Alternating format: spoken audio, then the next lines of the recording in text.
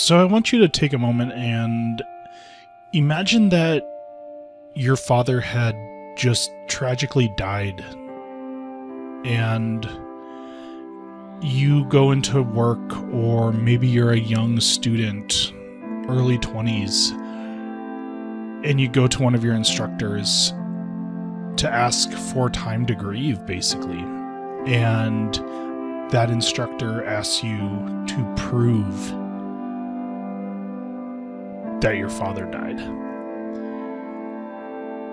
That is what happened for today's guest, Mae Justice, and this is a bit of a heavy episode. Mae had a real tragic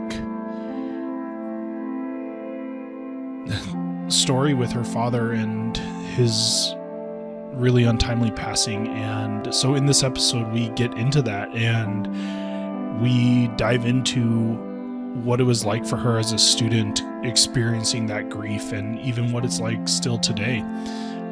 This is a really powerful episode, and I hope that it gives you the chance to see and reflect on the grief that our students could be going through without us ever knowing. And while this episode's heavy, we do have some lighthearted conversations at the end, so stick through it. And it's a really amazing conversation with a really amazing student. Let's go ahead and dive into it.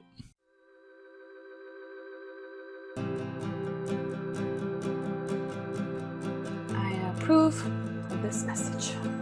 All right. Welcome back to the Epic Higher Ed podcast. Today I am here with Mae Justice, and Mae was a previous student of mine, and she's got a really fantastic but also heartbreaking story to share with you all. But we'll get to that. And first, Mae, I want to have you just introduce yourself. Yeah, sure. So my name is Mae Justice. I am currently a senior at CSU Chico. Fall 2020 is my last semester, so I'm almost done. Woot woot. I live here in Chico. I'm actually moving, sadly, back to Southern California, around Palmdale, California. I'm sure a lot of people know where that is, on the maps these days. But yeah, I just kind of spend my time here in Chico doing a lot of bicycling. I love cycling through Upper Bidwell. I love taking care of my plants. Don't get me started. I also love to paint, just on my free time. Sometimes I read once in a while, play my video games, and just simple college life, I guess. Nothing too exciting. That's definitely. So you're studying kinesiology. What are you hoping to do with it?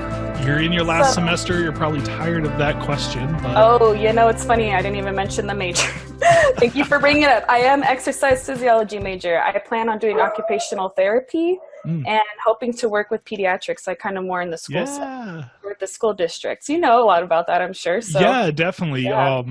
We have a ton of different therapy appointments for Bowdoin each week, and the occupational therapy is awesome, and of course, so that's a really cool direction to go. Do you know where have you started looking at where you might want to go to school for that? Yeah, kind of more, it's kind of limited in California. There's only a few. So Southern California seems to be pretty concentrated of all the OT schools. So Dominguez Hills, St. Augustine. Yeah, those are just a couple my top schools. I really want to make it into Dominguez Hills for sure, because that's awesome. Best bet. Mm-hmm. Cool.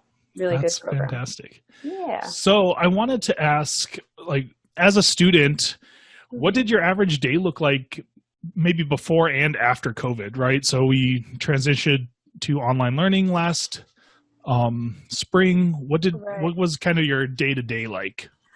Well, during the COVID semester, it was very hectic. I had one of the hardest classes, of course, during that semester, this last semester. I had physics and organic chemistry, and I was struggling very hard with physics. With you, I actually felt more confident because I did biomechanics with you, and we did a lot of physics and biomechanics. So it kind of propelled me in the first 2 weeks of it, and then I was like, okay, I don't know where this is going. This is all going downhill so fast.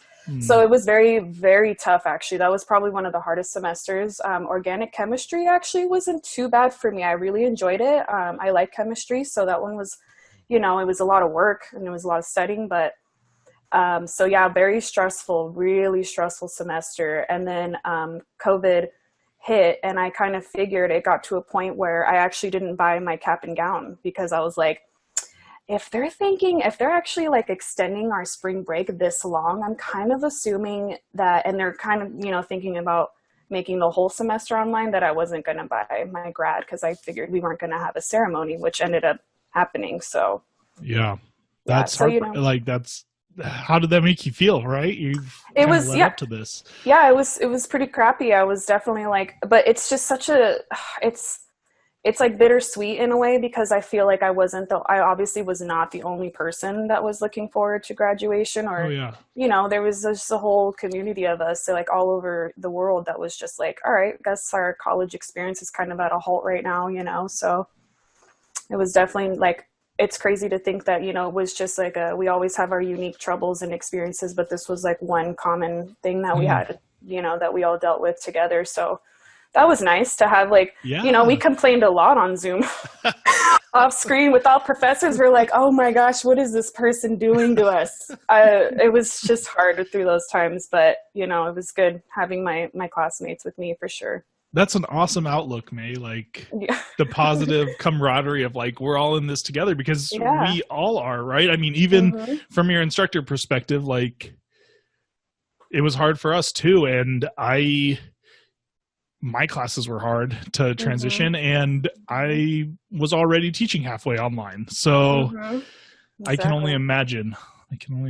You said your chemistry and physics were pretty tough. What got you through those classes? Like, my classmates, 100%. I want to say I did organic chemistry kind of on my own. We had our lab partners, but OChem was very independent. I felt like it was very just like, I have to sit down in order for me to figure this out. I need to sit down and just kind of read over the book and do what I can. And I didn't really know many people in that class, didn't really like feel the need to like make many friends. Of course, I did have like my tutor. I went to a daily tutor session. Okay. So, or not daily, but weekly. And that was nice. I would come with the same people every Thursdays with that. So that helped a lot. That helped tremendously. And then were you able to continue that once you transitioned online? Did they hold online tutoring? They did. It was, awesome. It was like rough. It was a little hard, but we did it for sure. It was very successful. It was very successful part on the student services, for sure. I'm really glad they did that. So, and then physics was also teammates as well. We actually it was a learning style. I forget what it's called, but it's a learning style where everybody groups together and everybody works in groups. And then like, we tackle these problems all together in a group, and we stayed in the same group the entire semester. So we got close. That was probably helpful transitioning online, is that you kind of had that rapport. Exactly. And the contact with the professors, like, I was cool with my physics teacher, Dr. Lynch. She's amazing. And I got to know her personally before any of this. So when we got online, it was just like, we would just chat it up, and just talk, not even about school. She's very open and about making sure we were taken care of, like emotionally and financially, and would send us resources all the time. She's great. She's really great. That's awesome. Yeah. So that was kind of leading me into like, which of your classes, like what went well in that transition and what did not go well, like from a class perspective? Oh, well, I want to say some things like a lot of hands-on classes that we had were very difficult. It just, not that it was a bumpy ride on, like getting the class material online or anything, or having us do work. It was more of just like, it just took the fun out of the class. Just as simple as that. It just wasn't as fun anymore. I wasn't like as into it. I was like, I kind of lost my like, mojo in that class, just because it was strictly online and we just had quizzes to do once a week and that was it. Call it a day. But that was, I don't blame like any of my professors. I know how hard it must have been, like you were saying, to try and deal with all of us online. That's just ridiculous. That's crazy. But so, So what are you hoping to see with your classes in the fall? Like, what made good experiences, and like, what are you hoping your classes look like? Yes, I'm hoping that we meet more on Zoom because I liked having a kind of a structure during all the like unknowing, not knowing if we were going to like see our family again. It was kind of scary, especially for us who had, you know, elderly parents basically, and like senior parents. And I just liked being on the computer at 9 a.m. Hey, everybody, it sucks to even say like, you Yeah. know, but it was like, I miss going to campus. I miss walking around campus and being somewhere at a certain time. So it felt better to have like these, like the Zoom like class meetings and take notes during that. And then just because watching the videos is like rough. I don't know. I don't really like watching lectures as Mhm. much, especially when they're lengthy. So like I like the short and sweet lectures, and or even if we're online, I like it better if we're just live instead of having to watch those, because you know I'm less likely to get it done, to be honest. You know, I'm like I push them off, and then all of a sudden I'm watching like 3 hours of lecture in one day because you know I'm kind of falling behind a little bit. I do Right. not recommend that. Please keep up on watching your videos, but yeah. Yeah. Yeah. So it sounds like you enjoyed the Zoom like synchronous meetings, and even just the accountability that came with like Right, you still needed to be up and out of bed by 9 a.m. Like I know I had a lot of right. students who were like, I haven't gone to bed before 5 a.m. since this thing started. And I'm like, Yes, what in the yes. world? A So lot of work. um that's helpful, I think, for instructors to hear, is that those kind of synchronous expectations still like they helped. Was Right, there and anything your instructors did in the Zoom? Oh, I'll let you go ahead. I was just going to say, and also just for professors to know, I feel like would be just knowing that not to take the social experience out of learning, because I feel like that's super important, and it sucks not having that. Like, you know, obviously we can't do as much. It's still surprising. You know, I feel great talking to you like through our computers. This is like we're just chatting it up in our room. And Yeah. I feel the same way with if we're all in a Zoom meeting and I don't know these people necessarily, even if they're a little shy, a little camera shy, and they have their voice on, I'm still like, okay, yeah, if you guys want to study, we can do this. And, you know, I feel like it's a little better than, you know, Yeah. not doing that. So, You actually teed me up into the question that I wanted to ask. Like, oh, I know a lot of instructors are really worried about facilitating that community and connection aspect, especially over Zoom. They're like, you can't have connection over video. mhm. And that's something that they're very worried about. Did any of your instructors do anything that maybe foster that connection more than others in those Zoom sessions, or was it kind of more how the students interacted and that sort of thing?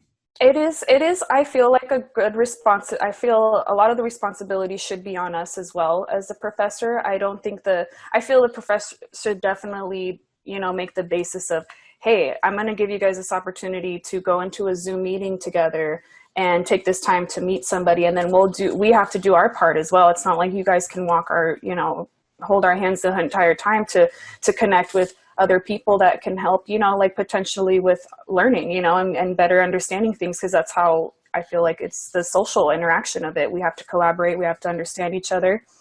And I think that I had a couple of professors that were like, hey, make sure you guys are contacting each other. That was always indicated, but they didn't really like enforce it as much as, like I mentioned, Dr. Lynn and my physics teacher, she was very like, you guys, like I'm gonna post these like docs. Like it wasn't always just school serious stuff. She actually made a doc for us to just like post random things like Mm. recipes or questions or like get to know each other. And I posted some stuff on there, my plants of course, and you know, like just stuff like that. And I really enjoyed that. I'm really glad she did that, you know, brought I us a think lot. that's a really great suggestion, and hopefully instructors who are listening take that into account, because I think if there's not that casual interaction opportunity, because that's where connections are formed, right? You don't, if you're just sitting quietly in a lecture listening to an instructor or working through your material, you don't get to know the person sitting right next to you at all. You probably get to Right. know them in the like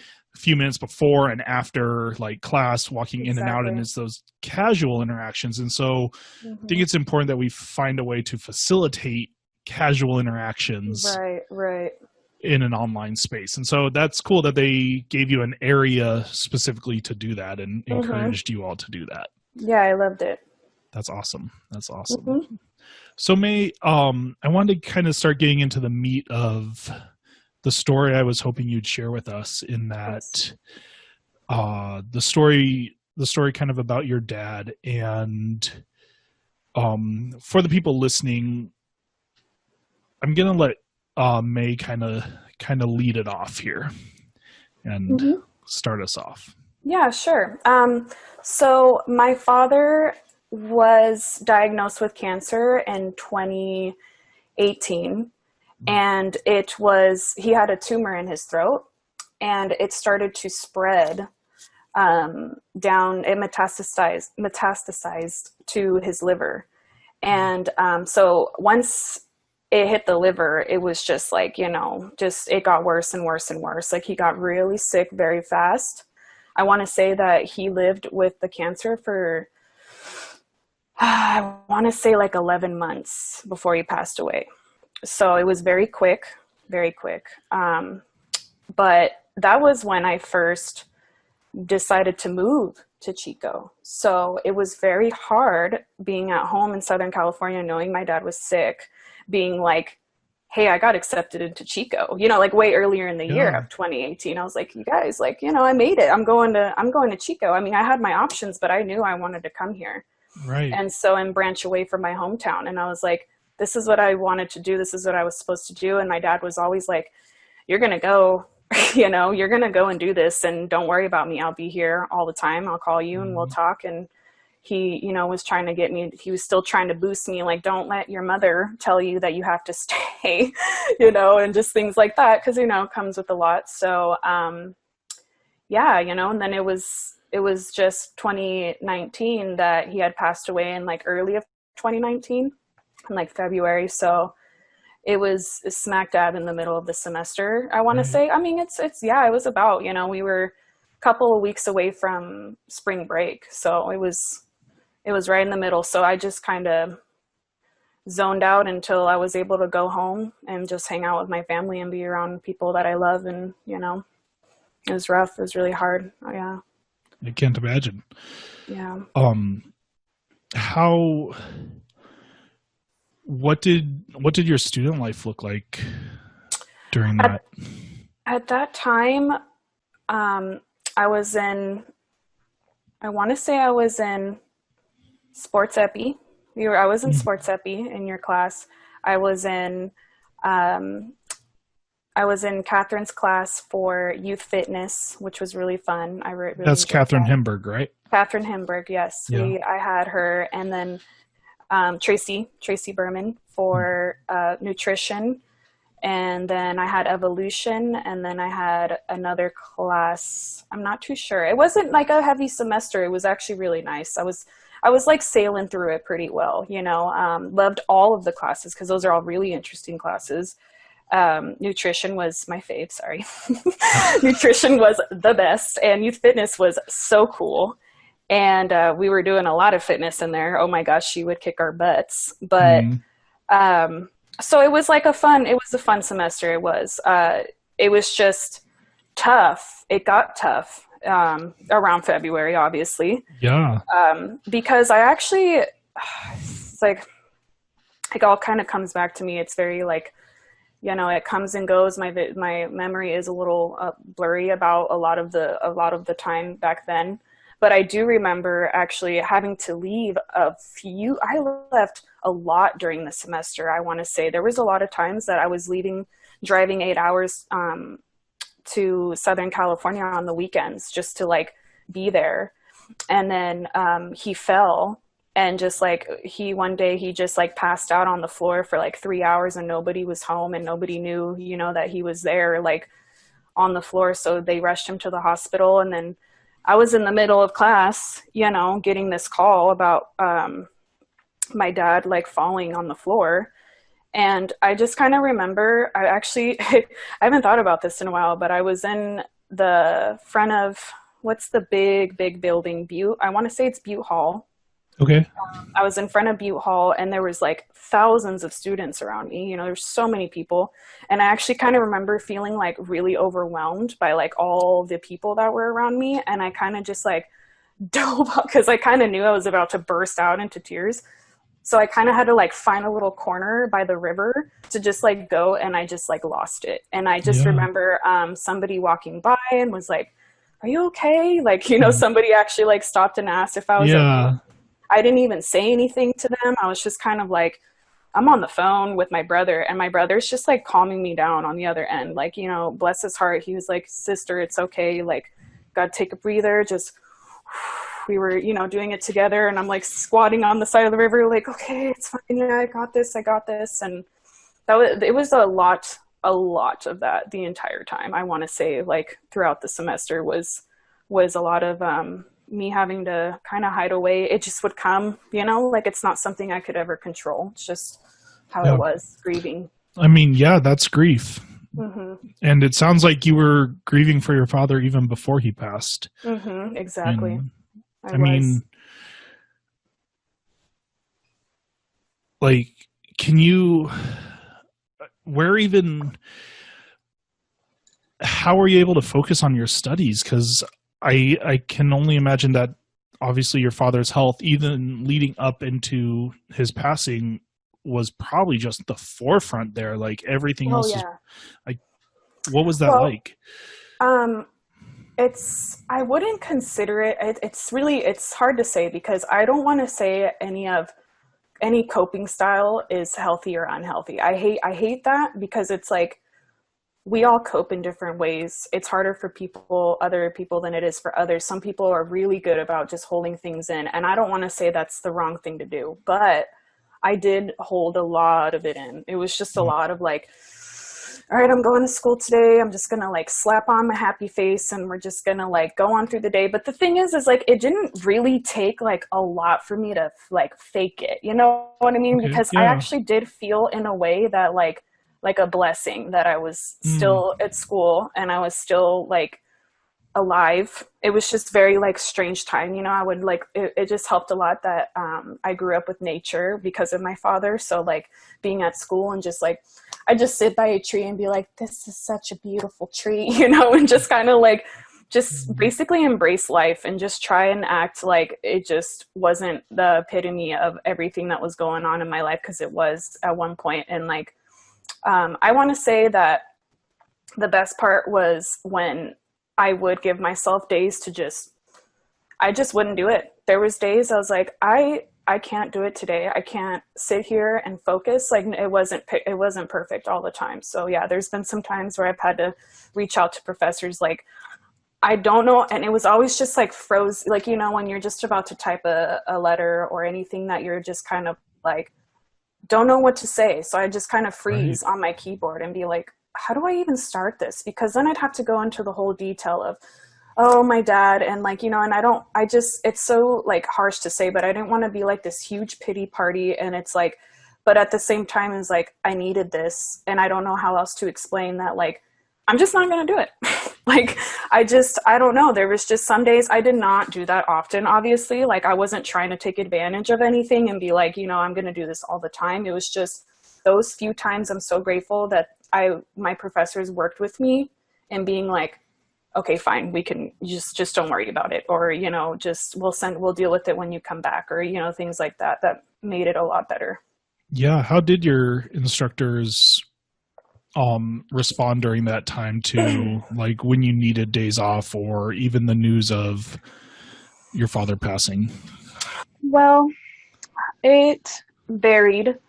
I wanted to say that I, for the most part, received a lot of positive feedback, a lot of positive, intentions about just do what you can, and Mm, because I think that, um, like, when you talk to people about it, a lot of people just especially that are older than me, that are like, you're too young to like deal with something like this. And it always kind of like hits home with, I know it hit home with other professors that have like lost their parents probably like at later ages. Cause I know one of my professors said something about her losing her dad when she was like in her 30s, And so, right. um, I think it's like,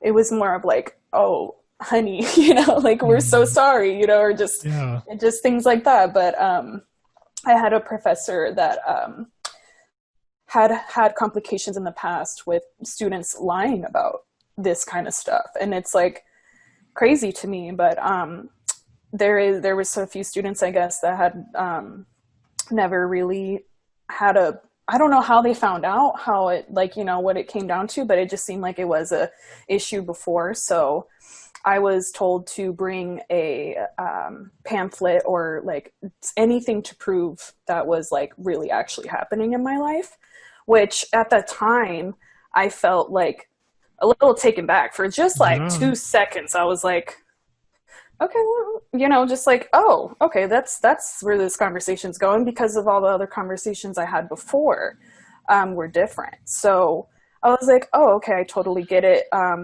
But I think it was more of me having to retake a test kind of situation. It was very like no tolerance. If you're not here for the test, it's F, you know, kind of thing. So I think that's why I needed the proof. Like, it was just a very serious, like, I don't know. I don't think they meant any harm. It was just a precaution they were taking to make sure. But it's just like, I don't know. I just feel like it's one of those situations about read the room, you know, just read the room a little bit. Cause I feel like it is hard to pinpoint people's emotions. Everybody's different about hiding things. Like I could for like a few seconds just have a straight face and be like, hey, you know, I just want to, and then I just like lose it. I just lose it every time. And I'm like, I feel like that's maybe a little better indication that this is actually like a real occurrence in my life, because of like me not even be able to get my stuff together, you know. It's just kind of like a mess. But I just didn't seem so obvious, I think, I guess, or just wanted I don't know. It did kind of shake me up a little bit. I was very upset about it. Then I kind of got over it. Like, okay, the more positive side of me, I'm always like, the glass is half full. Just being like, maybe you know, they had to do it because of this whole purpose of, you know, students in the past, like sadly lying about things like that, you know, so. I mean, it sounds like you're finding a lot of justification for her, and regardless of where her intentions was, it sounds like that was kind of a really brutal thing to ask in that scenario. Right. I mean, like, what is the worst that, like, if you're,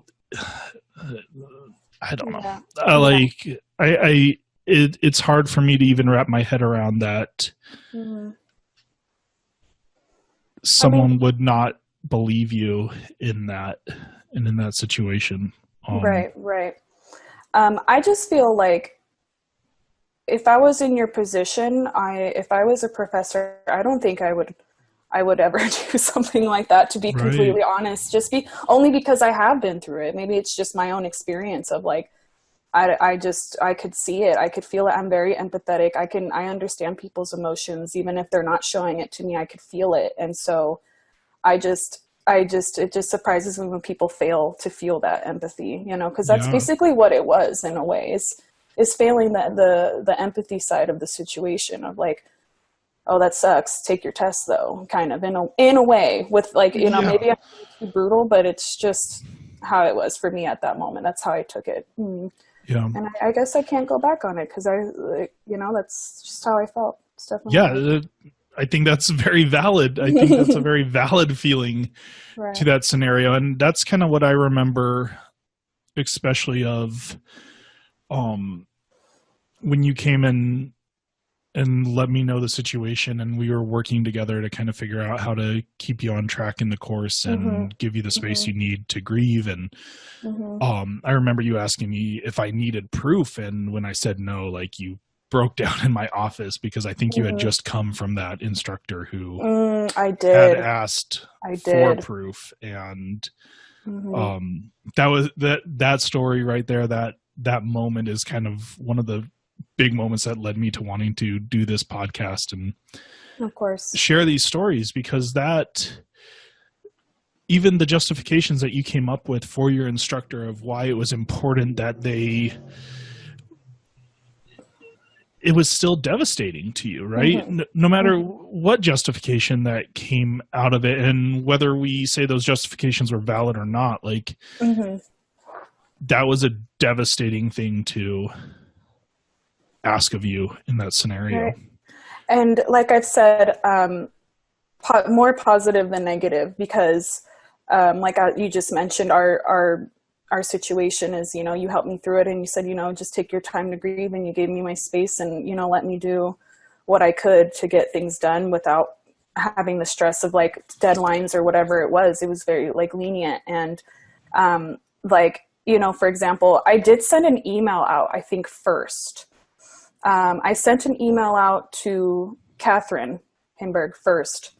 And I just emailed her, and she was the first one I tried to do the email with. I was like, okay, I'm going to try this professor with email, see how like it goes with email. And obviously it's not as personal, but also I wasn't ready to do the whole face-to-face thing. So I was like, I'll just try this out. So I told Catherine, and the crazy thing is we came back from spring break, and she just saw me and was like, Mae, and just reached her arms out really wide in front of everybody and just gave me a huge hug. And I'll just like never forget that, because it just meant a lot to me, even if it was just like a hug, but it meant so much that like, she just like was like, I know, and she just, without saying any words, we just like hugged there, and like everybody's like getting their mats, like what's happening? And I'm just like hugging her, like, thanks, Catherine, like, yeah.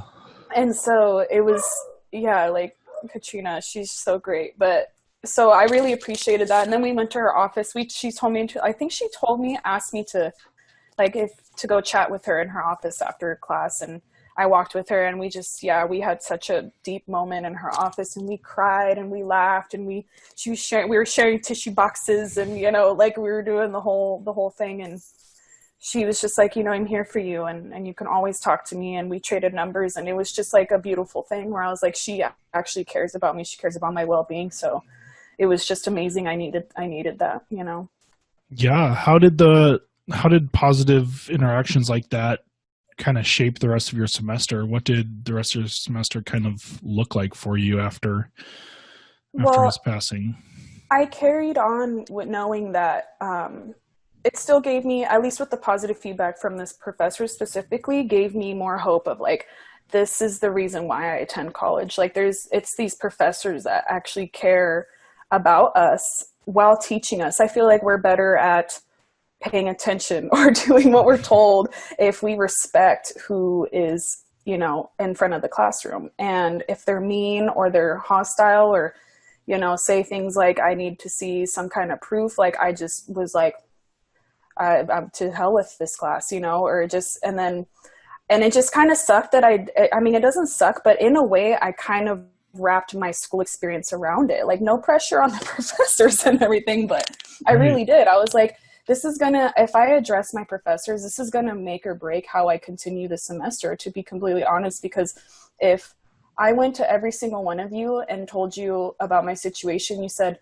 tough luck, it's college, like do your work, and no any space to just grieve for at least a week or two, like I just needed a week. I'm pretty sure I took a solid week while we were in the middle of the semester, just like going out and like drinking with my friends and just being really careless. But then I started retreating back. I'm like, this is supposed to be me recovering and just getting, even though it doesn't take a week to recover from something like that. And like I said, nothing's perfect. I did realize I need to get back on track, because I promised my father, and everything to wrap everything up would be that I promised my father I would finish school. And on his deathbed, he told me, he's like, don't stop going to school, and I'm proud of you. So, so I feel like that was a lot of it too. But the professors definitely, like, everything that they had said, I was like, I could do this, because they told me they had faith in me, and they told me, if you just have the time, it's going to be okay. And like, we're going to get through this together in a way. And I'm like, all right, cool. So I think this is going to be, I think I can actually do this. And as hard as it was, I really appreciate everybody that was really nice to me, including my classmates, without even them realizing it. Like, I'm hoping that college students listen to this podcast too and realize, like, the effects that you have on the people around you is so detrimental. Like, you could just say one thing and it's so impactful. It's incredible. Like, people were just so sweet to me all the time at school. Everybody was always like good vibes at Chico State, which is why I liked going there. So no one ever pissed me off. It was always just like smooth sailing. Everybody was so kind, and we were just looking out for each other. We were all just kind of like getting through classes sometimes, especially the ones that were rough or like, oh my gosh, like it was just like a commonality of like, we're all in school and we all kind of hate this subject, or we love it and we're like collaborating. It's the whole thing again. Like it was just, that's what kind of propelled me into continuing. That's amazing. And that's a weird way to say it, but that's really like reassuring and amazing to hear that like there are tangible ways that just being kind makes a difference to people around us. And I mean, your story is absolutely proof of that. What would you kind of mentioned earlier that your head was pretty fuzzy during that time. And I can't imagine, like, you also mentioned that like you went out, but then you like kind of came back and started grieving. And I can't imagine anyone knows like, here's my step-by-step process of how to grieve this appropriately. Right. Or even what's going to help and what doesn't. But when you're, what was that like with kind of your head being fuzzy during that time? And I can't imagine that your head was really focused on school and your content.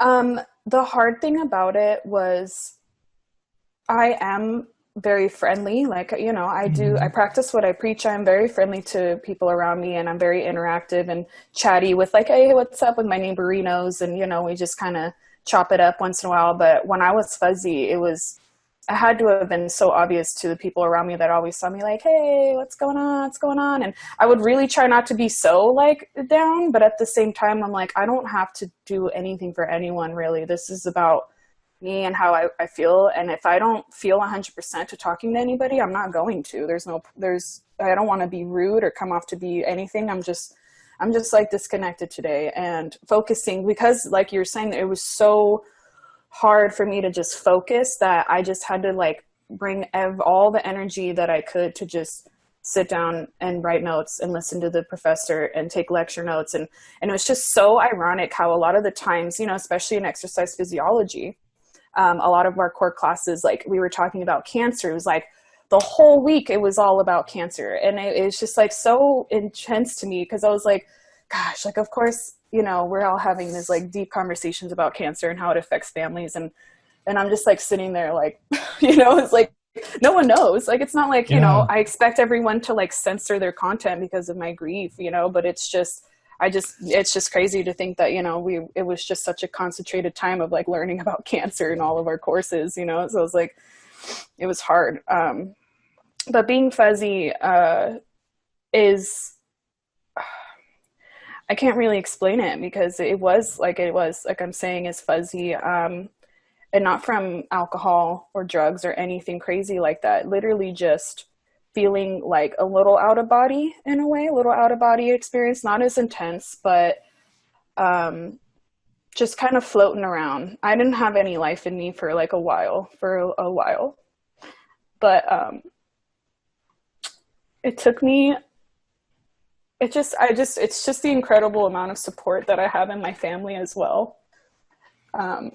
Everybody was so proud of me, and I just kept hearing my dad like talking to me, I swear, like in the first month, just like, keep going, like, you got this, like, you were going to college, you're gonna make something of yourself. He's so proud of me going to college, you know. And he's like, just keep hearing him saying that he's proud, and just like little stuff like that would kind of keep me going, you know. Yeah. I hope you're proud of yourself, Mae, because you really are amazing. And I appreciate all the vulnerability in that story and sharing that with me and those who are listening. What would you say to instructors who might be presented with a student experiencing a similar situation? Like, is there anything you would say to instructors in terms of like, if a student comes forward and is like, hey, I just lost a family member. What would you say to them? You know, like I said, everyone's story is different. I want to say cancer is a very unique way of losing a parent. As I mean, in a way, it's just one of those things that I feel like, when somebody dies suddenly and cancer and, all those, there's all so many different ways. And then that's why it comes with so many different ways of grieving, so many, just like feeling guilt or whatever it is. And I just think that we have so much to think about. There's so much going on in our brains when we're grieving that I feel it's important for the professors to just be like, hey, like, look at me, let's talk about this for a second.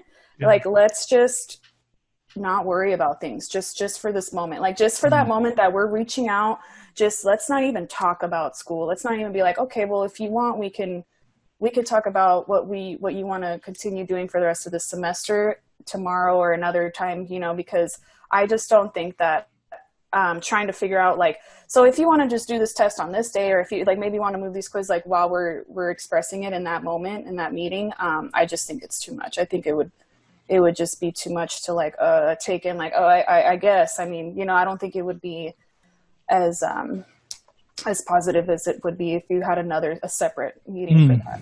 That's really insightful. Like that's the very tangible thing to do too, is just kind of let that initial discussion be about grief and support and iron out the details later. And yeah, I can see where that would be really helpful and meaningful. Right, because then we walk away from the office knowing like this was a good conversation. I just had a really great conversation with my professor, and now I have hope that we are going to work through this together, and we are going to figure out what my life is going to be like in college, and just taking what we can, because I know there's only so much you guys could do as professors, but I was just grateful for any of it. Honestly, I was like, for sure. If 2 or 3 days, I'm good. It was just anything was good enough for me. Honestly, I was like, yes, I would really appreciate the week off. Like I said, everybody was like, do what you have to do. Cause that 1 week and spring break was just not enough. And that was pretty much all I had. And that's also when I went back home to go to the funeral. So it wasn't like, it was hard. The closure wasn't there. It was very difficult for me. It wasn't like, I wasn't a huge fan of how everything went down on the day of the service, but it was just complicated, after coming, like that was just the weekend. And then I had to drive back down to Chico the whole time, like just thinking about all of that. So yeah, I think that it's a heavy subject, it's like, it's a scary thing. And that's why I feel like a lot of professors maybe do just like, this is important, our conversation and understanding that other people are listening to this, because it's really important to know that as heavy as that subject, you have to address it. I think it's very important to address it, even if it makes you a little uncomfortable with someone that's not like really familiar with death, or, just help read the room. Like I was saying, read the room and just try and see like what we could do to help the student, Yeah. Right. You talked a little bit about being comfortable sharing that with your instructors, and obviously something as big as losing a family member, like it kind of is like, you have to share it, right? It's so profound that it's going to impact your semester. But even then, I feel like there probably are students who would be reluctant to share with their instructors, or even specific instructors. So what would you say kind of makes you more open to sharing those sensitive kind of life events, either whether it's losing a family member or even just like you're in a tough spot or that sort of thing? What makes you feel comfortable sharing with your instructors versus not? Well, I want to say that I am an open book. I do share. I don't like to overshare, but it's specifically to people I don't know as well. Our conversation is because I know you and we've talked about this before, so I'm open about it, obviously, in our conversation. But when it comes to people I don't know as well, I don't tend to overshare. But I do feel like for anyone that does have a problem, or not a problem, but it just like there's just a mental block with having to share something like that with someone they don't know, there is always the option of telling at least one. You can tell at least one person, and that's one of the counselors at the school that, you know, Chico provides a lot of counseling. And apparently I was told that they can do it for you, that if you're comfortable with it, you can let the counselor know the whole situation. They give you resources, they provide you help, and then they just go and send an email out, like a mass email to all the professors of, like, you know, so-and-so is having this. So, but I just think it does come with being a little vulnerable, you know, and a lot of people don't like being vulnerable, but I just felt like it was just the best way for me. It was the only way for me that I was going to be able to break down the wall of like, are we going to be able to do this like as a team, like you and I, meaning me and my professor, like, right. So, I was worried about that, 'cause I was like, I don't know if like, are these professors going to be as lenient? You know, like I have my best friend, actually, her father passed away this year. And it's crazy because we lost our dads in like, you know, a year apart. And her professors were kind of doing the same thing. Actually, she went home for a funeral, and he refused to give her the points for a quiz that she missed on the day of his funeral. And she mentioned it, and he's like, we'll talk about it later. But it's just like, it was just so blunt and so just like, that's just not how you do it. That's not how you should be addressed. And I told my best friend, like, I'm so sorry that he said that to you. That's like terrible, you know? But then I was like, but why are you stressing about your stupid quiz right now? You know, that's just the things though. That's just like, it's just the responsibilities we still have to hold. Like, we're still trying to maintain our lifestyles while grieving. And it's the most difficult thing in the world. It really is. So it sounds like compassion from instructors, and knowing that there's some level of compassion there is going to make you more willing to open up and be vulnerable with them. And if there's history of kind of those harsh or blunt responses, you might be a little bit more closed off to expressing what you need. What would you...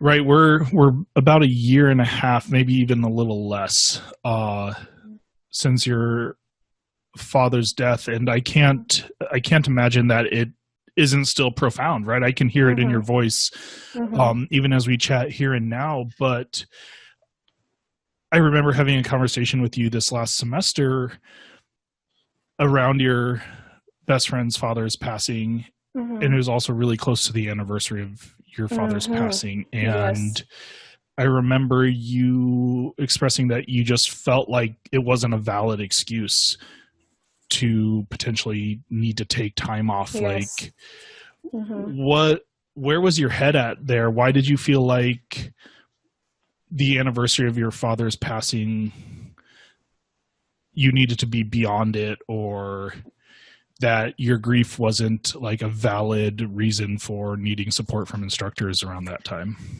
The thing is I didn't, because it's been such a long time since I've lost someone so close to me, because I had a cousin when I was younger pass away, and we were very close, and his anniversaries would come around and we would all just be like devastated, and we would get together and have big parties in the desert, and, you know, go take our dirt bikes out and have a grand old time for his anniversary. So they started getting a little easier. And then with my father, it was like, well, this is like a weird feeling, because I just didn't really want to know the day, actually. But it was somebody who texted. I got a couple of texts that day from, like, you know, my grandma, and my mom texted me. And actually, me and my mom didn't talk at all that day. It was very hard for us to even... we talked, but we cried. It wasn't even like talk.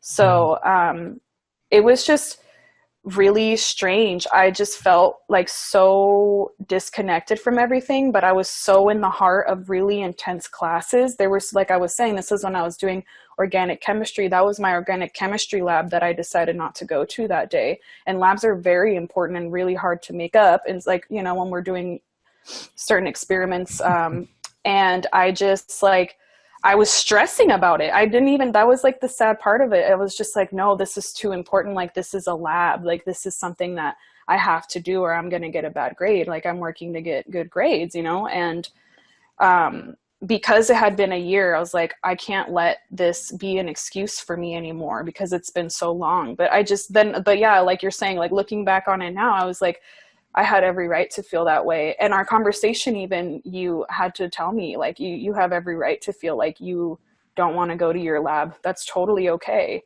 And I was like, yeah, you're right. Like, shit, you know, because I just didn't think about it. I just was like, whoa, yeah, dude, like, I kind of sound crazy thinking that this isn't a big deal, because it is. Like, it was one of those days I was floating. There was no way I was going to be able to measure every tiny little precise thing and color changing and boiling. And, you know, that's dangerous. I wasn't even connected, you know, I was like, I can't go to a lab right now. I'm not even I don't even know, you know, it was very, very, that was a very complicated day. That was. Yeah. Did you end up sharing that day with your instructor and letting them know? So I did end up telling my lab instructor that I was having a really, really bad day, that my father had passed away a year ago to the day, and I just couldn't find myself to go to class.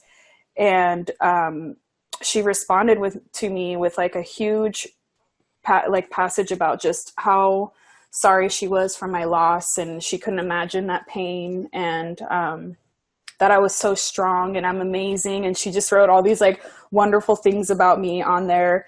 And it was just really cute. And I appreciated it so much. She was the only person I told about it that day, you know, that instructor wise, because I was able to get through the whole day. That was my last class of the last lab of my day, was from 5 to like 7. So it was a late one. So I was like, I was just done. So I just like exhausted all of my resources during the day, trying to get through the day, then realizing that I just couldn't do it at like 5 o'clock. I was done. I had to go home and just cry it out and do whatever I had to do, you know, because I just couldn't do it. I can even imagine in that scenario that making up that lab later, probably you understood it and got more out of it than you would have if you had just toughed it out and gone, right? Exactly. Yeah. That was the best part of it. I was so stressed out about the lab. She's like, oh, no problem at all. Just come in Thursday. It was an early lab. I was like, oh, 9 a.m. Damn it. I was like, but no, I was like, it's okay. I was like, thank you so much for just letting me squeeze in. So I had to just like awkwardly squeeze in between two people because there was like no room in there technically, but she let me go into the lab, and I appreciated that a lot. That's awesome. Mm-hmm. What would you say to other students going through similar situations? I would say I know how hard it can be to be a student and go through any kind of adversity. You know, it's just, I think that grief is just it's a big one. It really is a big one. It's a very heavy cloud on daily life, you know, and I just think that anything positive that can come from it is that it's so cliche, but with time, it just gets a little easier day by day. Taking everything day by day has been the most positive outlook that I think I can have. Was just like, all right, today was a really bad day. It's time to just go to sleep, take care of what I had to take care of, whatever. It's time to go to sleep and just try again tomorrow. Then I would be surprised to wake up. I'm like, this is just going to be consistent. This is going to be how my days are all the time because of how like heavy this grief is on me. But then the next day I'm like, I had like a pretty damn good day today. Like it was, I'm like still in the air. I'm like, the sun is shining, and you know, like there is those better days. And I think that through all the dark days, I look forward to those better days. Yeah. I think that's important. Yeah. I think that's a really good message. Thank you. In what ways could like students who want to maybe support a friend who's going through something similar, like what can they do or I want to say it's hard for the friends, because I know that I have really, really, really amazing friends. I have sweet friends. A lot of them would just like little things like, for pops, like, we cheers for my dad or something, or like, just like we would talk, especially with my best friend, like, we would talk about him all the time, and we would share stories, and we would just like laugh, and, but like with friends that don't know like their parents, like obviously it's a little different, but it's always cool to just, if we bring it up, to just kind of like it's hard. I feel like it is hard to, maybe just give a little back rub, or just be like, dude, I'm here for you. Like, if you want to talk about it, I'm always here. I'm always an open ear. Or just like maybe asking like, what did your dad do? Like before he passed away, like, was he working? What did he, like things like that. Like, I kind of like enjoy when people like actually care to know about who my father was. Yeah. Yeah. Yeah. So I think things like that are good. That's great advice. Oh, thanks. So Mae, thank you. Like, that was ridiculously vulnerable for you to share all that. And I feel honored that you're willing to share that with me and have those conversations. And I know that was probably pretty hard for you and pretty gut wrenching. And it was. I really appreciate it. Of course. Thank you for having me, Dustin. I enjoy having this conversation and hoping that it touches people. Yeah, I think it will. I think it will. Awesome. So kind of just to start wrapping up on a lighter note and some more general stuff, like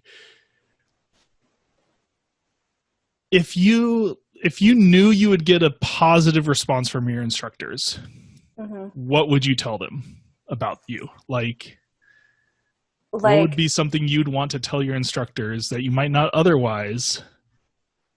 But if you knew you'd get a positive response, what would you say to them? Like, as far as I would maybe come in and be like, hey, I'm not feeling great today. I'm going to leave my work here for the day. And I really appreciate your support. I really do. Here's my work for the day. I'll see you tomorrow. Maybe kind of in a way, like just having that out, like just a little upfront, like totally. Thank you so much. Like I really appreciate this, man. Just here's my work for the day, and not even related to tragedy, but just our day to day. Okay, just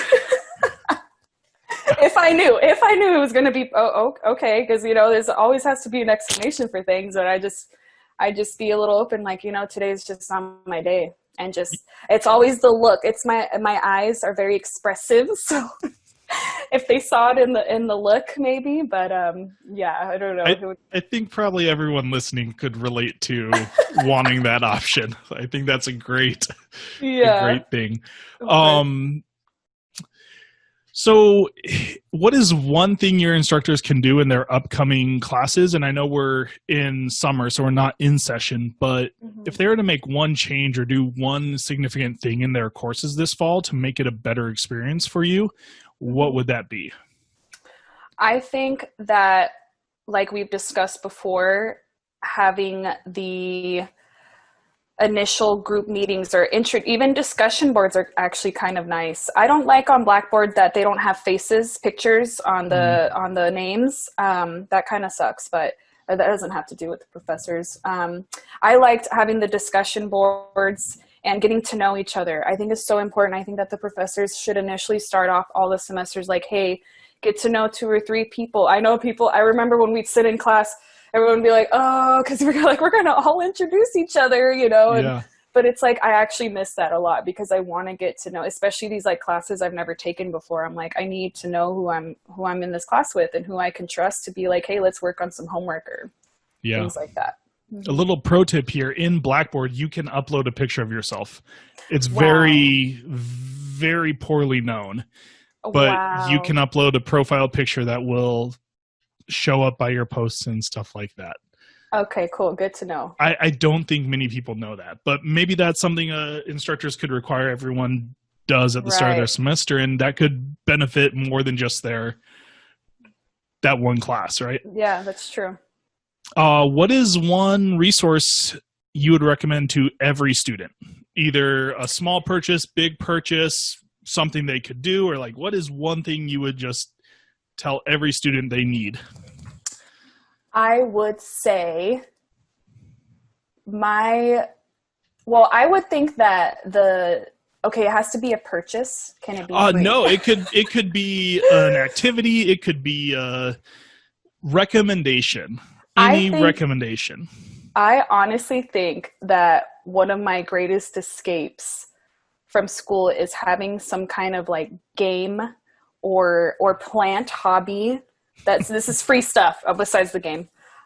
Something that I know I can look forward to like tending to when I'm done with like real life stuff. I can just zone in and be like, this is my plant life now. Or I can zone in and play my video game because it's specifically my video game that I escaped from. So a Switch, Nintendo Switch, highly recommended console. Yeah. What games? I have so many. I'm playing Animal Crossing, of course. Yeah, we need to friend each other on Animal Crossing. Yes, I love Animal Crossing. It's such a weird game because it's not a game that I would have normally ever played, and it's a hard game to sell, right? You do chores and you run around and build stuff so it was at the height of COVID and everyone was talking about everyone. It was blowing up. It broke all sales records. And I'm like, what is this all about? And I'm like, I could buy it, play it for a week. And if I hate it, I could probably resell it for $10 less than what I bought it for. So like, let's try it. And I freaking loved it. And my wife loves it. And now we're like sharing an island and we're like, hey, I need to go do this. Like, get off. That's so cute. Yeah, I love it. Like, I got like all my friends into it and every one of them were like, Dustin, this game sounds terrible. Like, what are you doing? I'm like, I don't know. Just play it. And then they all loved it. Like, it's another community thing. I'm telling you, it was especially, it's funny you mentioned it was in the heart of COVID. I already had a Nintendo Switch because even the consoles were impossible to get. So I already had one. I had pre-downloaded Animal Crossing in February of this year. That's awesome. So I was just like, I was ready to go. I had it a day before everyone else did. I was feeling good. And I kid you not, I'm pretty sure Animal Crossing saved me from going crazy because I just had nothing else to do. So I was building stuff. I'm like begging my boyfriend to come look at all my trees that I planted. And he doesn't care about any of it, but but then he ended up playing it and being like, he liked the building of the waterscapes and all that stuff. He liked all that like kind of Minecraft stuff. So I want to say that my console was like my go-to like escape from college was playing some like just having fun, and just like, even like reading. Okay, I was a big reader for my pastime when I was in school, but now that we're online, I have so much strain on my eyes reading stuff on the computer. I haven't been really caring to read any of my books. Plus, I'm already done with all of them anyway. But so it's been my Switch. Highly recommend it. You can play with all your friends. You can social distance on it and go online. You could host office hours. You can host office hours. There you go. Open up your island. Let your students come visit. There you go. That would be fun. Yeah, well, Mae, I really appreciated this chat with you, and I appreciate you. I'm very disappointed I'm not going to be able to see you in the halls. I know. In the halls this fall, but hopefully we can stay in touch over Animal Crossing or some other medium. Of course, you have to add my friend code. I will send that to you. Perfect. Yeah, don't give it out publicly. Yeah, no. Don't want any randos coming down and chopping off my tree. Yeah, no kidding. I would be devastated. Right? Yeah, I loved it. Yeah, but I honestly really enjoyed talking to you. This was so professional. I just feel like I really am on this. I mean, not to say that this is not a legit podcast, but I've seen so many podcasts before. We're still recording and you're bashing me. We could cut it out. Just kidding. No, I'm just saying, like, it's just so great. Like, you're just so HD, and I'm just over here with my big old chunky headphones. But yeah, no, it was really, really fun. I actually really enjoyed this for sure. It was great. I'm glad to hear it, Mae. All right. I will chat with you later. Alrighty. Bye, everyone.